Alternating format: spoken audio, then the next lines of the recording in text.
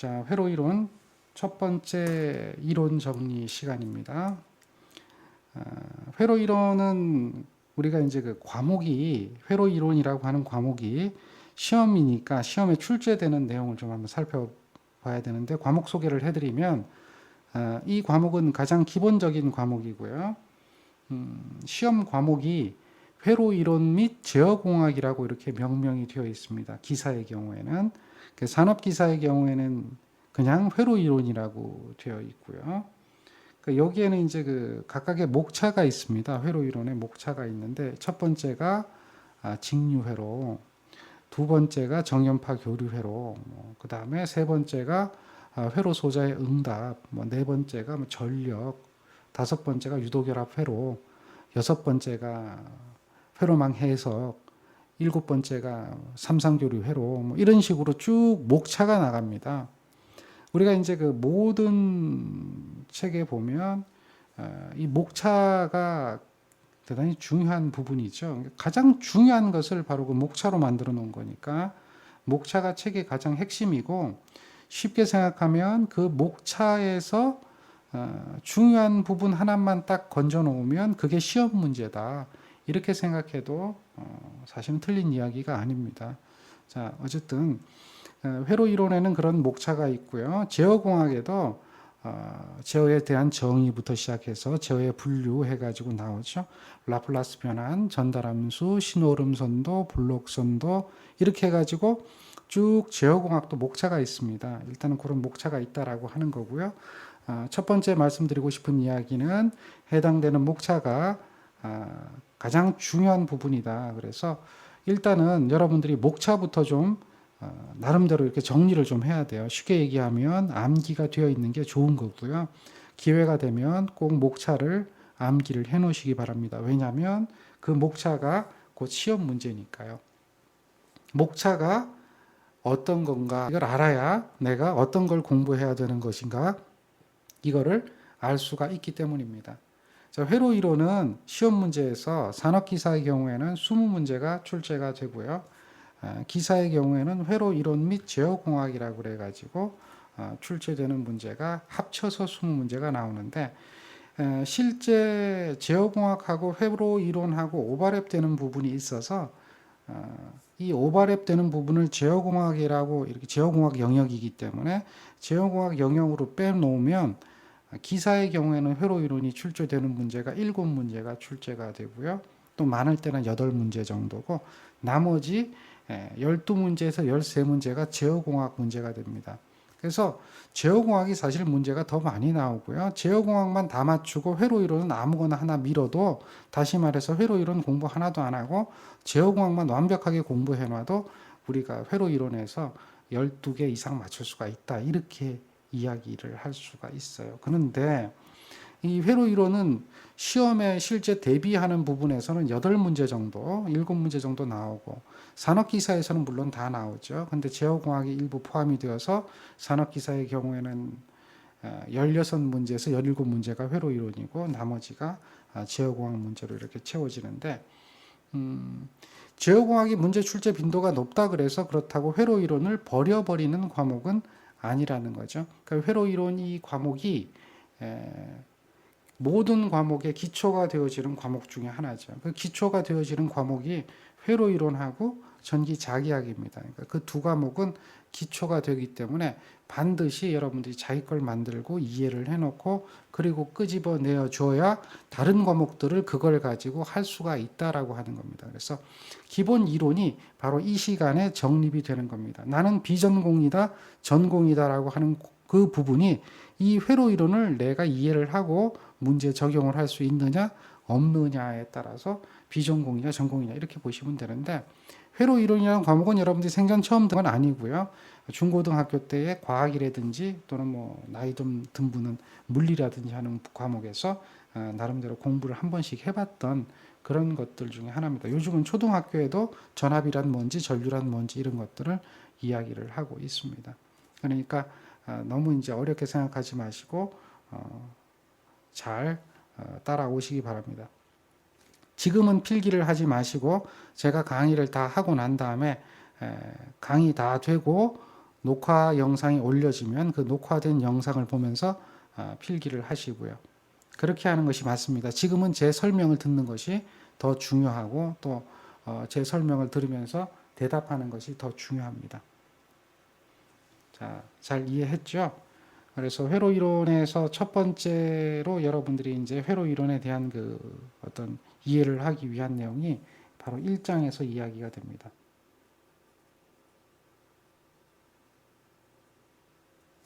회로 이론이고요. 여기에 1장이 뭐냐면 직류회로입니다. 1장이 직류회로인데 여기서부터 우리가 이제 한번 천천히 출발을 해볼 수 있도록 하겠습니다.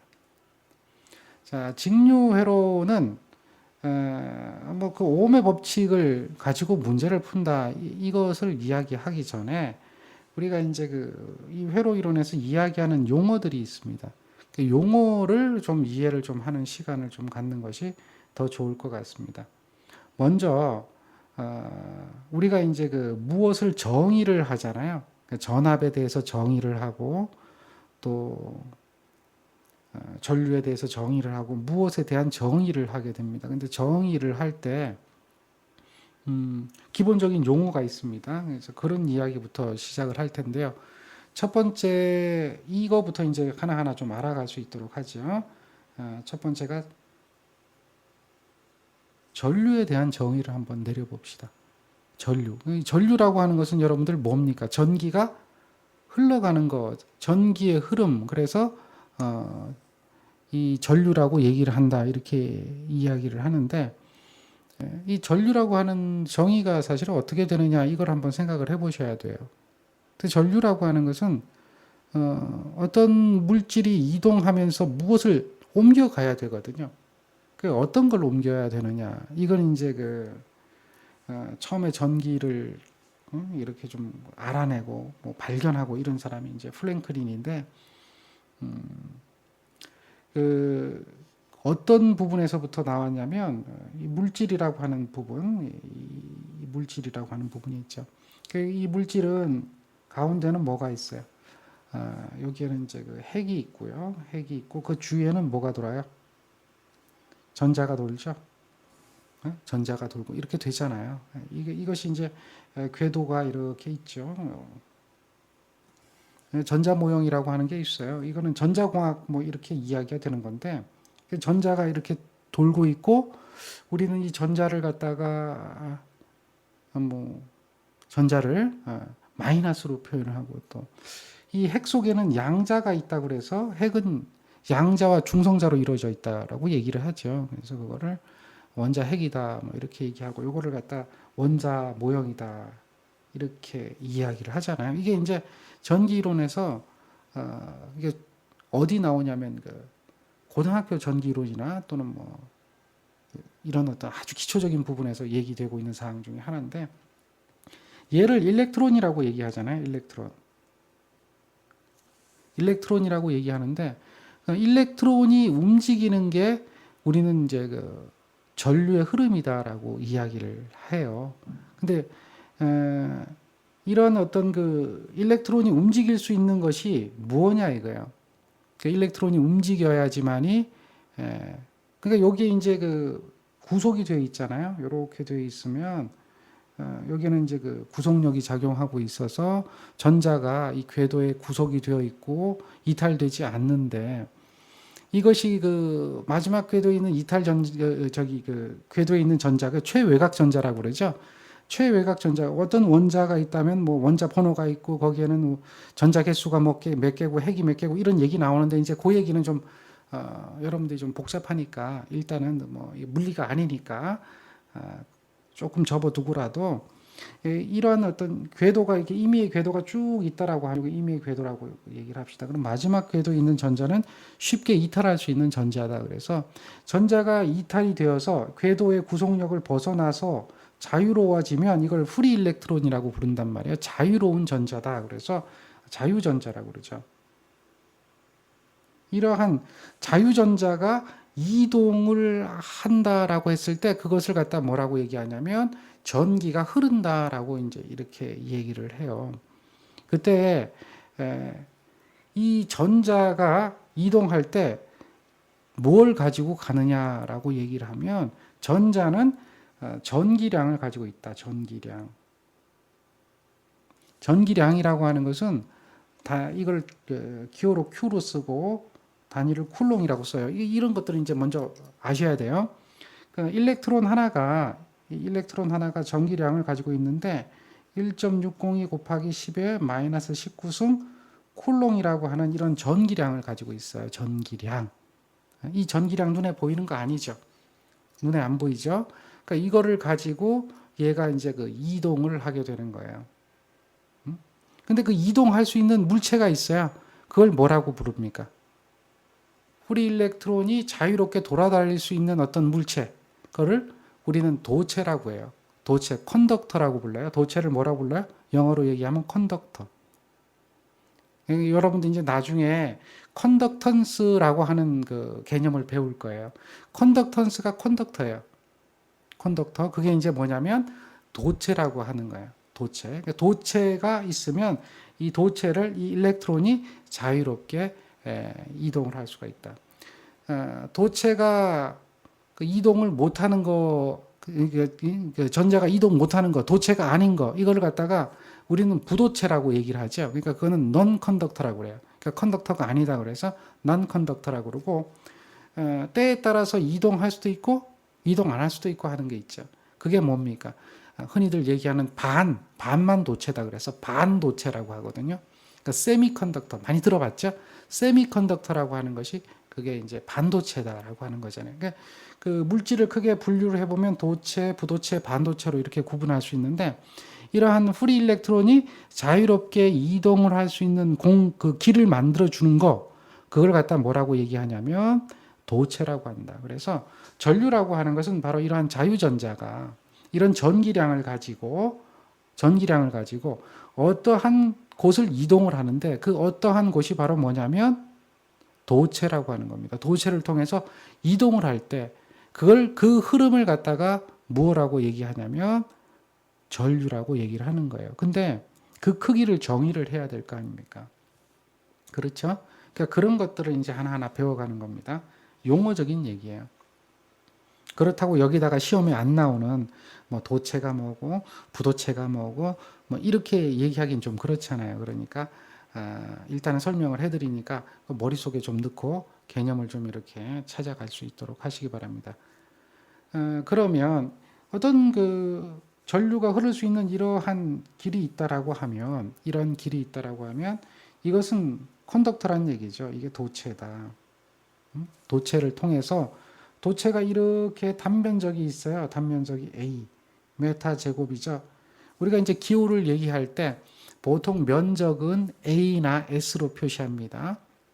여기를 통해서 이 부분을 통해서 뭐가 지나가느냐? 일렉트론이 지나간다. 일렉트론이 지나간다는 얘기는 뭐가 지나간다는 얘기요?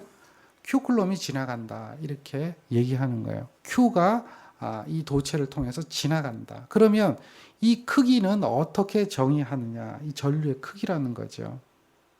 전류의 크기는 어떻게 정의하느냐라고 하면 기준이 있단 말이에요. 어떤 기준이 있는데 일렉트론이 얼마나 지나갔느냐 그 기준을 따지려면 면적당 얼마가 지나갔느냐가 아니고요. 면적당 얼마 지나갔냐가 아니고 일렉트론의 이 일렉트론이 이 전하량이 쿨롱이 얼마나 지나갔냐 이걸 얘기하려면 시간당 얼마나 지나갔느냐. 시간당 지나간 일렉트론의 개수가 몇 개가 지나갔느냐. 그 이야기는 전기량이 얼마나 지나갔느냐라고 이야기를 하는 거예요. 그래서 항상 이 전유라고 하는 이런 개념은 우리가 속도라고 하는 것도 그렇잖아요. 속도라고 하는 개념도 거리를 나타내는데 거리가 메타잖아요. 근데 그게 속도라고 하는 것은 시간당 얼마만큼의 거리를 갖느냐. 이걸 갖다 우리는 속도라고 얘기하는 것처럼 여기서 이제 전류라고 하는 정의도 시간당에 이동한 전기량이다. 이렇게 얘기하죠. 그래서 여러분들 이제 전기량을 Q라고 얘기하는 거 아실 거고요. 전기량을 Q라고 얘기하고요. 그 다음에 시간, 단위 시간이라고 그러죠. 단위 시간을 T라고 해서 세크라고 표현을 해요. 세크라고 표현을 하면 이러한 전자가 여기에 있는 그 프리 일렉트론이 이동을 해서 q 쿨롬을 운반하게 되는데 그때의 전류라고 하는 이런 개념은 이거는 시간당 이동한 전기량이다 이렇게 돼요.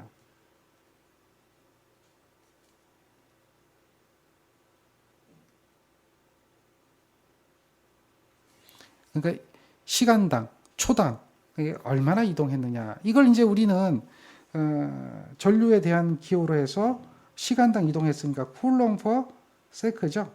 이렇게 얘기를 하는데 이거를 수식으로 표현을 할 줄도 알아야 된단 말이에요. 그게 전류의 정의예요. 시간당 이동한 전기량이다라고 하는 게 전류의 정의다. 수식으로 표현해야 된단 말이에요. 그래서 두 가지 형태로 표현할 수가 있어요. 전류 I는 정상값으로 표현하는 거죠. 시간 t분에 이동한 전기량 Q다. 그래서 t분의 Q로 이렇게 표현을 합니다. 이거는 쿨롱 퍼 세크인데 쿨롱 퍼 세크하고 똑같은 단위가 뭡니까? 이거하고 똑같은 단위가 A라고 하는 단위를 쓰죠. A라고 하는 단위는 뭐가 되겠죠? 암페어라고 이렇게 얘기하죠. 그러니까 암페어라고 하는 단위로 쓴다.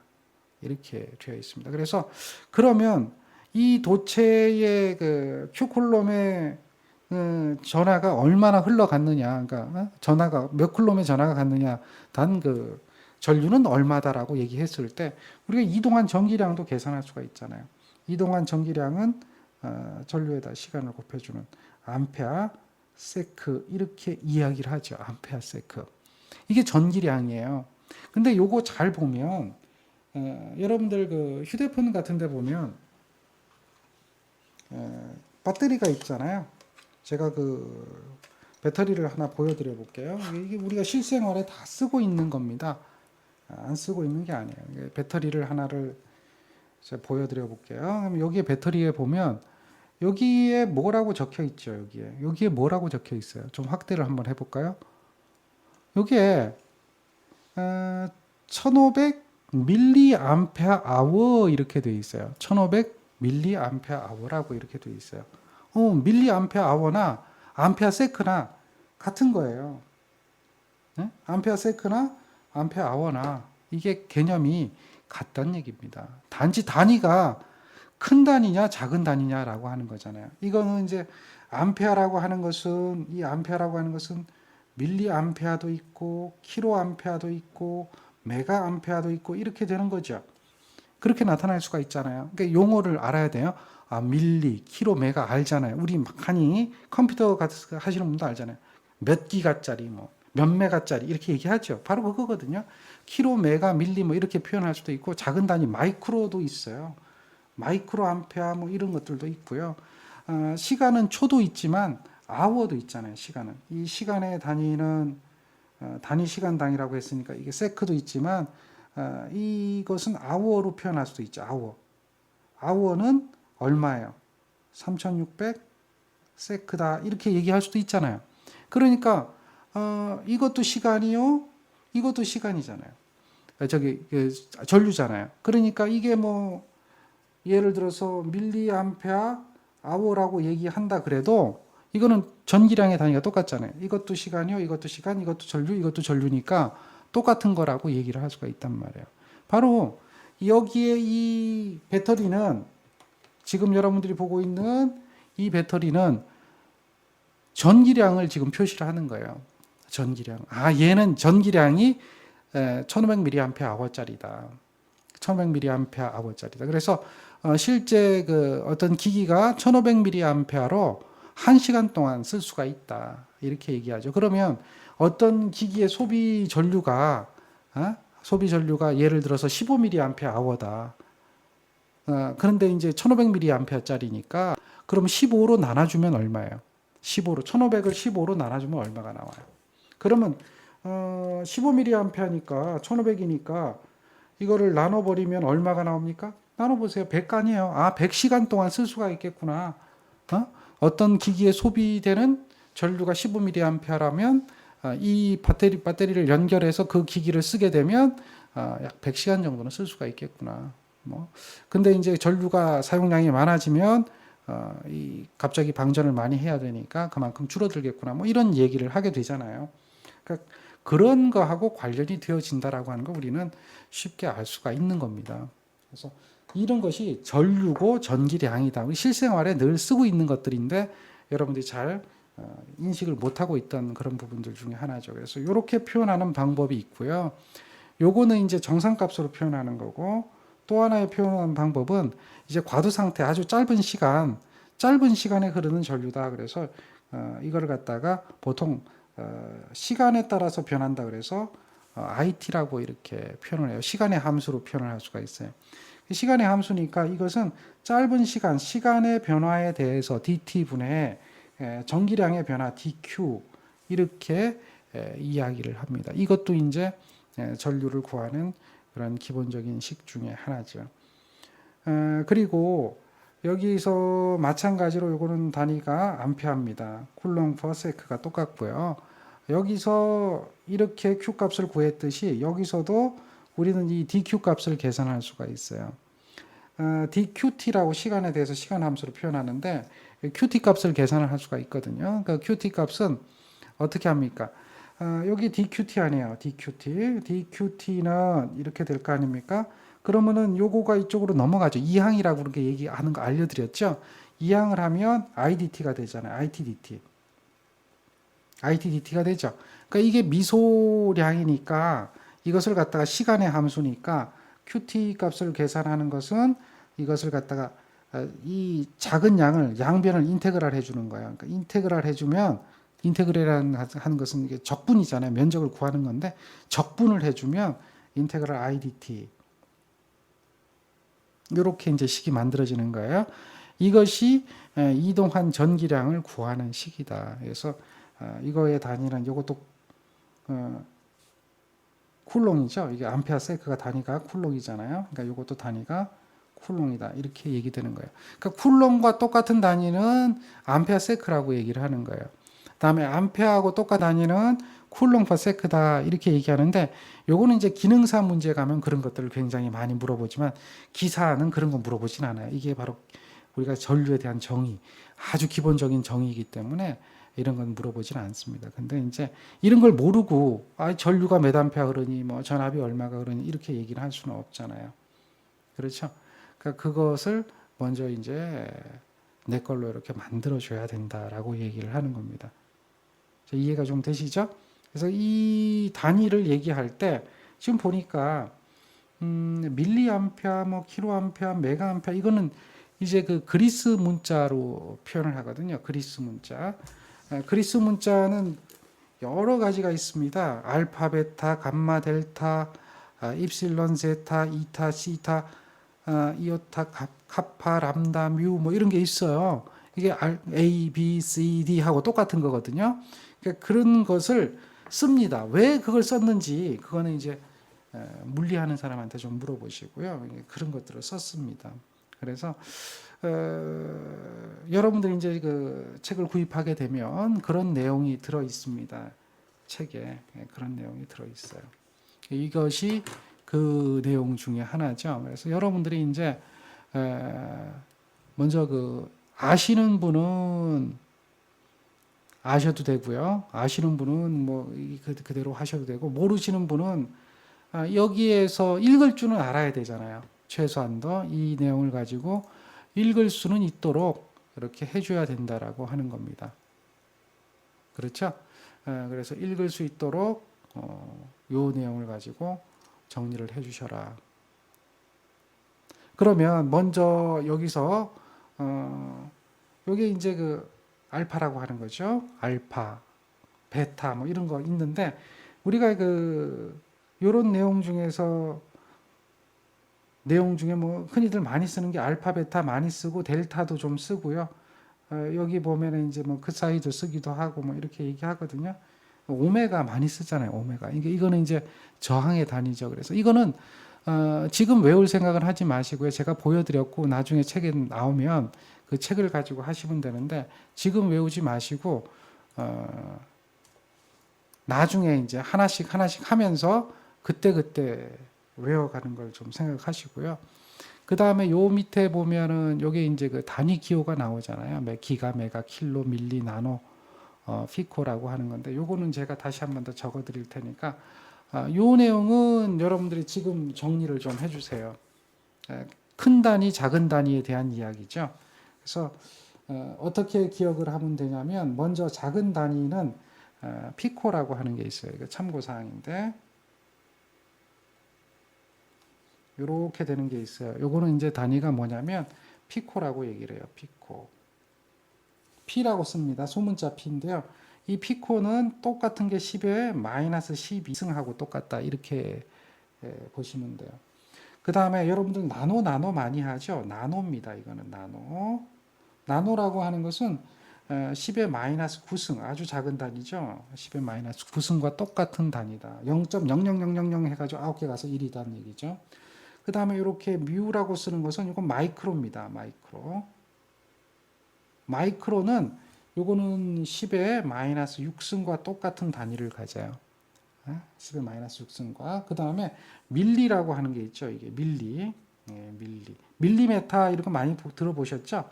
그 밀리인데 밀리는 10의 마이너스 3승이에요. 그 다음에 또 하나가 더 있어요.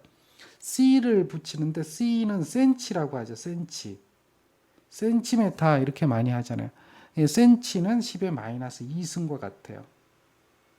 10의 마이너스 2승과 같아요. 요 정도 기억하면 되고요. 큰 단위로는 키로가 있어요. 키로. 뭐 킬로 뭐 이렇게 얘기하죠. 이거는 10의 3승이고요. 킬로는 메가 이렇게 되면 되죠. 이게 메가. 메가 같으면 이거는 몇 승이에요? 10의 6승과 똑같은 거죠. 아셔야 됩니다. 그 다음에 기가. 기가는 몇 승이에요? 10의 기가는 9승이에요. 10의 9승. 그 다음에 10의 12승이 있죠. 테라바이트 뭐 이런 얘기 많이 하잖아요. 테라는 삼성 단위로 끊어서 10의 12승입니다. 그래서 단위를 이렇게 이제 그 큰 단위가 있다면 이 단위를 작은 단위로 뭐 환산을 하든지 이런 단위 환산 관계도 여러분들이 좀 해 주셔야 됩니다. 예를 들면 이런 얘기가 나와요. 10밀리메타 제곱은 몇 메타 제곱이냐? 우리가 이제 그 수업을 들으면서 이 면적을 집어넣을 때 메타 제곱으로 넣잖아요. 이게 몇 메타 제곱이냐? 이렇게 환산을 해봐라. 이렇게 얘기하거든요. 그러면 10은 그대로 가고요. 그 다음에 여기 이게 밀리가 뭡니까? 10의 마이너스 3승이죠.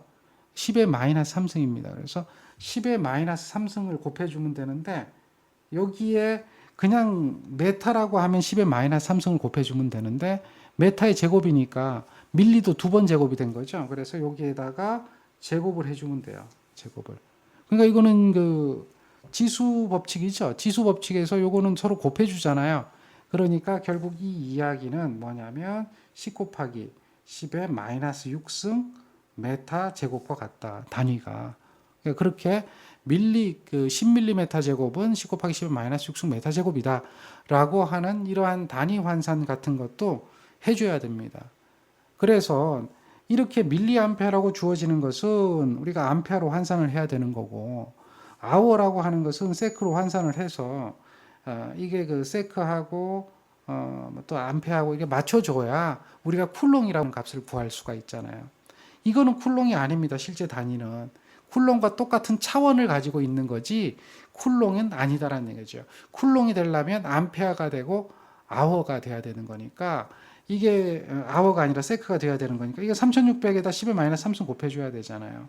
3600에다 10의 마이너스 3승 곱해줘야 암페어 세크가 되겠죠.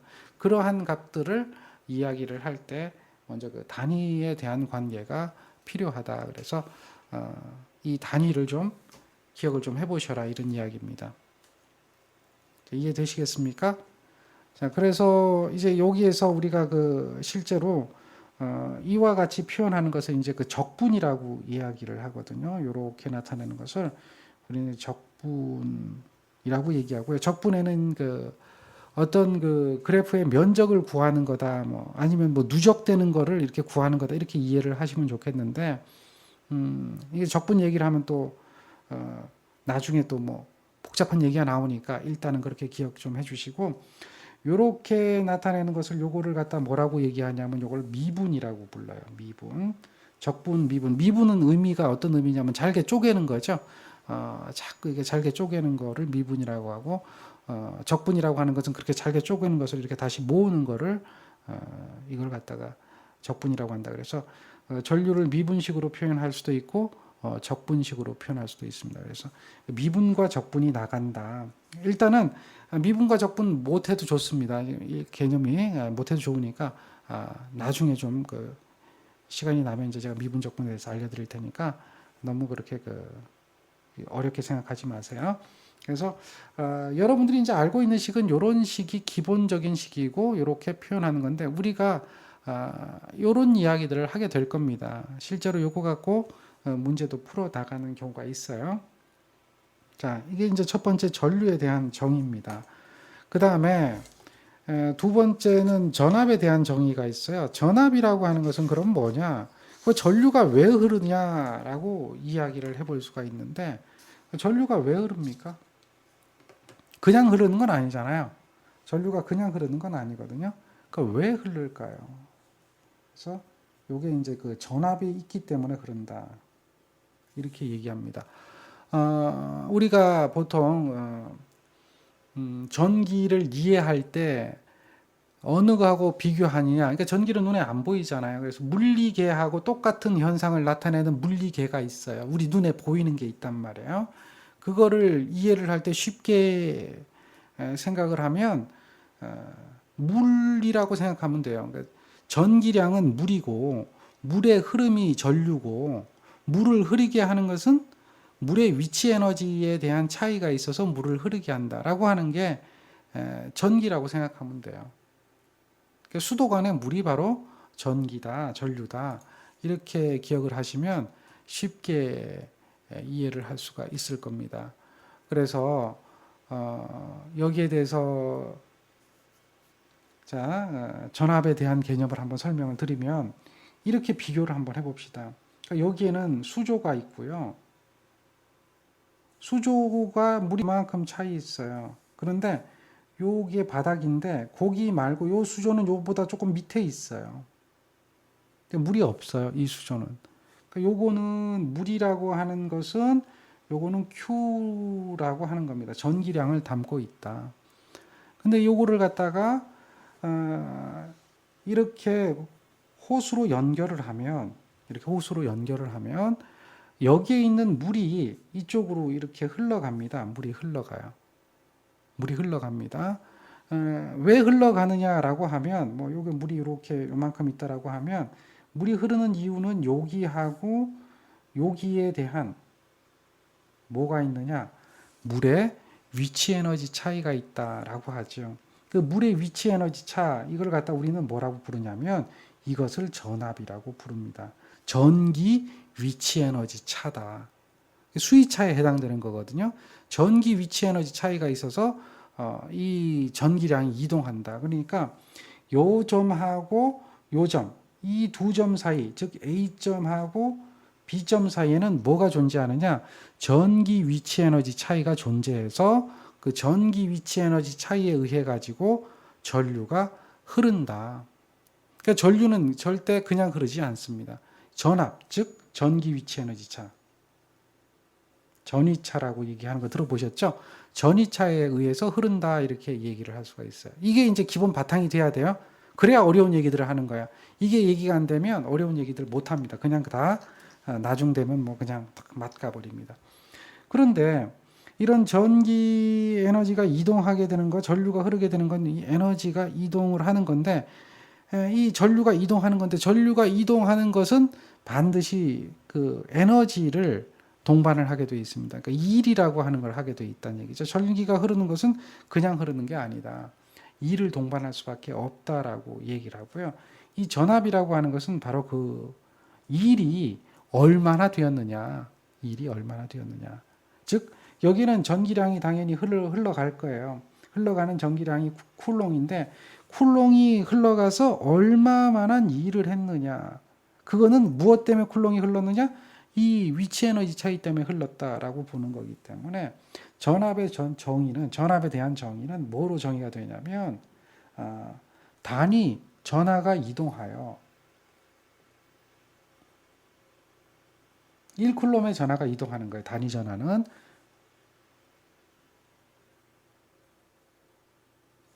단위 전하가 이동하여 얼마만한 일을 했느냐, 한 일의 양. 이 일의 양을 가지고 우리는 뭐라고 얘기하는 거예요? 전압이라고 이렇게 정의가 됩니다. 전위가 높은 곳에서 낮은 곳으로, 여기 이제 플러스 Q 쿨럼이 많이 있다면 얘네들이 이동을 해서 우리는 그 전류가 흘러가게 될 때, 여기에는 얘네들이 이동할 때는 반드시 W 줄이라고 하는 일을 하게 된다. 일의 기호는 W로 표현하고요. 단위는 뭐라고 읽어요? 줄이라고 읽죠. 이거 다 아시죠? C는 뭐라고 읽어요? 쿨롱이라고 읽어요. 쿨롱. 전부 사람 이름이에요. 그러니까 이렇게 일을 하게 된다. 그랬을 때 그 일의 량을 우리는 그 전압이라고 하는 거죠. 전압에 대한 식은 V는 이게 볼트라고 얘기를 하잖아요. 볼트라고 하는 건데 V는 Q분의 W다. 이게 첫 번째 표현하는 식이에요. Q분의 W다. 이렇게 얘기하고요. 또 이거는 주울 퍼 쿨롱이죠. 주울 퍼 쿨롱과 똑같은 게 단위가 뭡니까? 볼트라고 하는 거예요. 볼트. 이걸 볼트라고 읽어요. 전압은 110볼트, 110볼트 이렇게 하죠. 220볼트 하죠. 바로 그 잡을 얘기하고요. 그 다음에 에너지 일의 양은 어떻게 돼요? QV죠. 이렇게 해서 에너지다, 줄이다. 에너지다 이거죠. 쿨롱 볼트 이렇게 된 것은 줄과 같은 단위다. 이렇게 이제 일반식으로 표현을 합니다. 이거는 미분식으로 표현을 하면 두 가지로 표현한다고 그랬잖아요. 전류도 마찬가지로 두 가지로 표현했는데 얘도 두 가지로 표현이 됩니다. 이거는 dV, V 뭐 이렇게 얘기하죠. V라고 하는 이 식은 VT인데 이것은 미소 전하량이죠. 이동해서 얼마만한 일을 했느냐 W죠. 이렇게 표현을 합니다. 그래서 이것을 볼트라고 이야기를 하고요. 이게 적분식으로 표현하면 에너지죠. 에너지는 인테그랄 하고요. VT에다가 이게 DQ죠. DQ, VDQ로 해서 계산하면 이렇게 줄이 된다. 뭐 이렇게 얘기하죠. 이거는 그래서 미분식에 의한 표현, 요거는 이제 적분식에 의한 표현이다.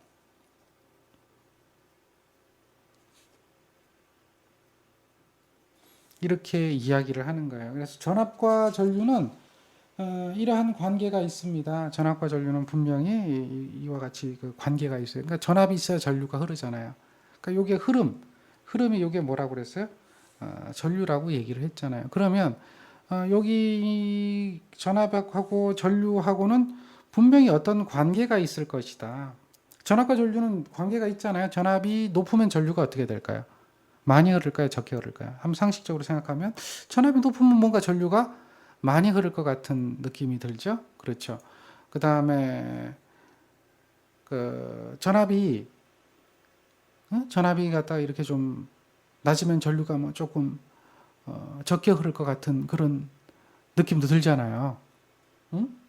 생각을 한번 해보세요. 그런 느낌 들죠? 그 뭔 관계가 있단 말이에요. 그 관계를 정리한 사람이 있어요. 그 관계를 정리한 사람이 누구냐면 옴이야. 옴. 예? 옴이라고 얘기하죠. 옴즐러워라고 얘기하는데 이게 옴이라고 하는 사람이 그 관계를 정리한 거예요. 굉장히 아주 기본이 되는 식입니다. 그러니까 전압과 전류에는 어떤 관계가 있다. 분명히 관계가 있어요. 그 관계는 어떤 관계가 있을까? 이렇게 얘기하는 거예요. 그러니까 여기가 이런 어떤 물체가 있어요. 이런 물체가 있는데 이걸 갖다 우리는 컨덕터라고 그래요. 컨덕터. 그래서 컨덕터가 이렇게 있으면 이 컨덕터에 이렇게 여기다가 이제 그 전압계를 연결을 하죠. 전압계를 이렇게 전압계를 연결을 하고요. 그 다음에 여기에다가 전류계를 달아주죠.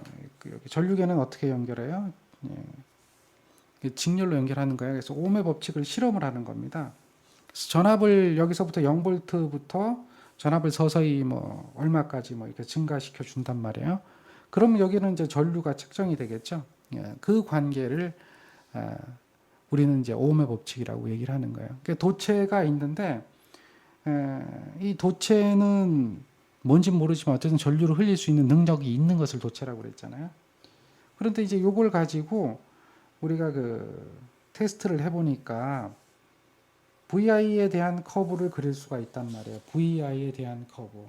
그러니까 여기가 V가 되고요. 여기가 I가 되는 이런 커브를 그려볼 수가 있어요. 그래서 전압을 증가시키면 전류는 어떻게 될 것인가. 이거를 그래프로 표현하는 거죠. 그래서 뭐 예를 들면 뭐 1mA를 흘렸는데 뭐 얼마가 흘렀다 뭐 이렇게 되잖아요. 그래서 그것을 전압을 이렇게 계속 증가시키면 이 전류도 어떻게 돼요? 계속 증가하겠죠. 그 변화를 나타낸 그래프는 이렇게 나타나더라는 거죠. 이렇게. 예? 이런 식으로 나타나더라. 이렇게 나타나더라. 얘기를 할 수가 있어요. 그리고 어느 순간이 되면 이게 이제 이렇게 일정해져요. 어느 순간이 되면 일정해지는데 그 이유는 왜 일정해지느냐? 전압을 가하고 전류를 측정한 거예요.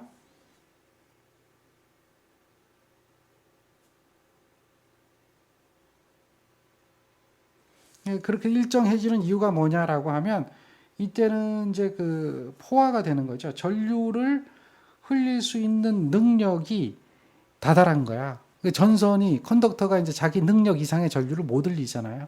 거기에 다다란 거예요. 그래서 이런 그래프를 나타내는 거예요. 리니어하게 쭉 이렇게 나타나죠. 포화되지 않는 영역에서. 그런데 도체가 이러한 도체를 연결할 때하고요. 또 도체가 이렇게 되어 있는 이런 도체를 연결할 때하고 이거하고 이거 길이도 다르죠. 면적도 다르죠. 그렇죠. 길이도 다르고 면적도 다르고 또 여기에 대한 재질도 틀려요. 재질이나 길이나 면적이나 이런 것이 다른 도체로 바꿨다. 그러면 결과가 이거하고 똑같게 나올까요? 다르게 나올까요?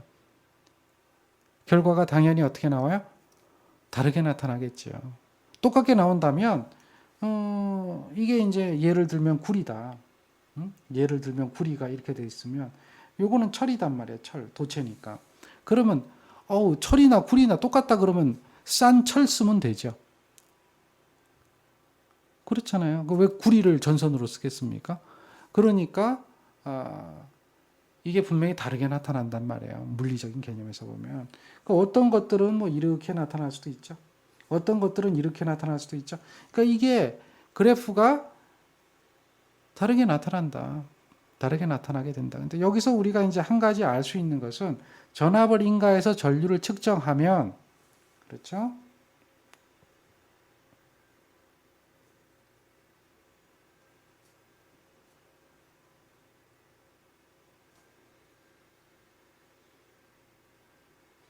전압을 인가해서 전류를 측정하면 전압과 전류는 어떻게 되는가? 어떻게 돼요? 비례한다. 이러한 결과를 얻어낼 수가 있어요. 전압을 인가해서 전류를 측정하면 전압과 전류는 결국은 이게 비례 그래프 아니에요. 리니어하게 나타난다. 비례한다. 이런 결과를 얻어낼 수가 있다. 그래서 이 전압과 전류는 어쨌든 간에 비례를 하게 돼서 증가하면 증가하고 감소하면 감소하게 되는데 근데 이거잖아요. 이거. 이거에 대한 부분, 요거가 I가 되겠죠. 그다음에 요거에 대한 부분, 요게 V가 되잖아요. 그러니까 이 I 분의 V라고 하는 이런 부분이 이게 이제 I분의 V라고 나오잖아요. 이렇게 나오는 것이 요게 뭐라고 불러요? 이 그래프에 대한 기울기라고 불러요. 그러니까 기울기가 이렇게 되어 있다라고 하면 그 기울기는 이거하고 기울기가 같겠어요? 틀리겠어요? V가 달라지니까 같은 전류가 흘러도 전압이 다르게 나타난단 말이에요. 같은 전류가 흘러도 이러한 전류가 흘렀을 때 전압이 이만큼이나 이러한 전류가 흘렀을 때 전압이 이만큼이나 이게 전압의 차이가 생겨버리잖아요. 그러니까 기울기가 달라진단 말이에요. 왜 그럴까를 오음이 생각을 한 거예요. 그거는 이 컨덕터에 대한 특징이다. 그러니까 전류를 흘릴 수 있는 능력 때문에 그렇다라고 하는 거예요. 그렇게 정의를 내린 거죠. 컨덕터 때문에 그렇다. 다시 말해서 이 컨덕터에는 전류의 흐름을 방해하는 성분이 뭔가 존재하게 될 것이다. 이렇게 정의를 내리고 그것을 무엇이라고 하자? 비례상수, 즉 이 전압과 전류가 비례하는데 비례상수라고 하는 개념을 그 방해하는 성분이 차지하고 있다. 그 비례상수를 방해한다라고 해서 뭐라고 불러요? 레이스터, 레이스탄스 이렇게 얘기하죠. 레이스탄스 이렇게 얘기합니다. 레이스탄스. 그러니까 레이스탄스 우리나라 말하면 레이스탄스 뭐 이렇게 하는데 이 레이스탄스가 있다. 요게 있다. 여기 R이 있다. 그래서 이 기울기가 결정이 되는구나라고 이야기를 하고요. 이것을 이렇게 오메가로 붙여주고 오메가 그리스 문자 오메가지 오메가로 붙여주고 얘를 읽을 때 옴이라고 읽자. 옴. 이걸 처음에 이제 이렇게 발견한 사람이 옴이니까 옴이라고 읽자라고 얘기를 해준 거예요. 그래서 이러한 관계를 나타내는 것이 옴의 법칙이다. 그래서 옴의 법칙은 V는 Ri다라고 하면 이 반대적인 개념에서 보면 I는 뭐가 돼요? I는 R분의 V가 되겠죠. I는 뭐 R분의 V가 될 수도 있고 R은 어떻게 돼요? R은 I분의 V가 될 수 있죠. 이렇게 되어지는 것을 알 수가 있다는 얘기죠. 그래서 이 정도는 여러분들이 이제 충분히 알아야 된다. 이게 용어적인 개념에서 얘기를 해드립니다. 이게 이제 세 번째 용어죠. 첫 번째는 용어가 뭡니까? 전류라고 하는 용어 정의를 해드렸고, 두 번째는 여기 이제 전압에 대한 용어에 대한 정의를 해드렸고, 그 다음에 세 번째에 대한 용어는 오음의 법칙, 즉 전압과 전류의 관계에 대한 정의를 해드렸고, 결국 이것은 뭐예요? 저항의 정의죠. 저항. 오음의 법칙은 뭐에 대한 정의다? 저항의 정의다. 이렇게 볼 수가 있어요. 저항의 정의가 되는데 이 저항의 정의는 곧 뭡니까? 전류의 흐름을 방해하는 요소 이렇게 얘기하죠. 그걸 레이스탄스라고 얘기하는 게 저항하는, 방해하는 그 영어 단어가 레이스탄스예요. 그러니까 그거를 방해하는 요소다. 그 전류를 흘리는 요소의 역수가 되겠죠. 전류를 흘려준다라고 하는 거, 잘 흘려준다. 그거는 컨덕터라고 불러요. 컨덕터, 도체. 그러니까 그 전류를 흘려주는 그 요소라고 하면 컨덕턴스라고 해요. 컨덕턴스. 컨덕턴스라고 하는 거에 역수를 우리는 저항이라고 얘기를 한다. 그래서 레지스탄스, 컨덕턴스 서로 역관계가 있죠. 그것을 정리해 주는 게 오음의 법칙이다. 이렇게 용어 정의를 했습니다. 그 다음에 네 번째 용어 정의가 있는데요. 요거는 잠깐 쉬었다가 네 번째 용어 정의를 해드리겠습니다.